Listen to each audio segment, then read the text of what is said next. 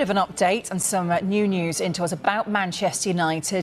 Manchester United dressing room, and I'm delighted to say that Roy Keane is back in the dressing room today, along with Jamie. I'm not sure how you got in here, Jamie. Today snuck in. Spurs is good. It's a Spurs, bit Spursy. You'd love to be in this dressing room, wouldn't you, when you were a player, Jim? Playing with I would like to. When am I playing alongside of you? I've got to be honest, Roy. That's been a dream. While, Roy, since you're in here.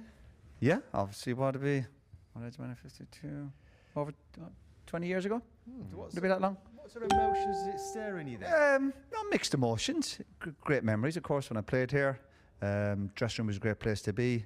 I go back to it. I played with obviously some brilliant players, but just as important, brilliant characters and brilliant leaders, and us the place to be, especially if you had a good result. Don't read too much, by the way, into the names that are around the room. We sort of can't get too many clues about the team news for later on, because these are names we've done just to decorate the space and just to show how different it is as well, Roy, from when you were in here. It's grown a bit. Yeah. So where did you sit? Where were you sitting? I would have been this neck of the woods here, yeah. Right. Sitting amongst a few of the defenders. Obviously, I was a sitting midfielder. Yeah, having a bit of a chat. But dressing rooms, of course, got bigger. The squads are bigger, more staff, more modern, bigger screens. We just had one treatment table, pot of tea, a few biscuits. It was, and just having a chat before the matches and just getting in the zone and getting ready to go to battle. Give us your idea of your ideal pre-match routine then for a no, well, we used to come in the mornings, have a bit of pre-match. We'd be upstairs, obviously the players. I'd have a bowl of soup, a bit of toast. Come down here, you'd read the papers, watch something on the television. Manager would have a team talk, all very kind of relaxed. You know, not what you might think before a match. People thought you would be in here, the players would be ranting and raving. Nice and quiet, nice and low key. The players would be getting in the zone. We had a lot of experienced players. The work was done during the week. We were experienced players. We knew what was at stake. We knew playing for Man United, the pressure, the demands, and the dressing room was a great place to be. The best, especially if you had a good result. That's what I'd miss most, really, sitting in the dressing room with lads you've been to battle with.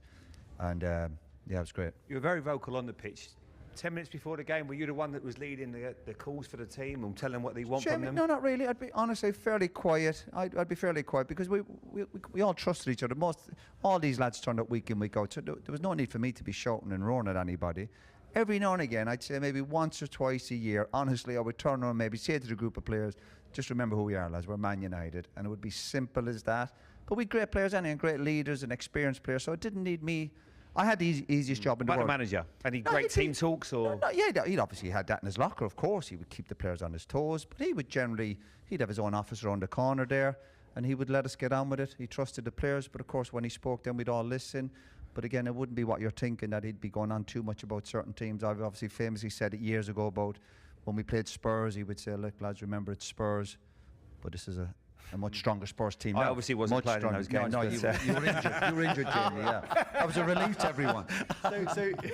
So you didn't see Sir Alex Ferguson in here very much. Was this very much the players' sanctuary? Yeah, and the manager's office, and again with the staff, whether it be Steve or Brian Kidd or wherever, and they would just trust the players and come in. They'd give you snippets of information, and there might be something written up, but again, we would honestly.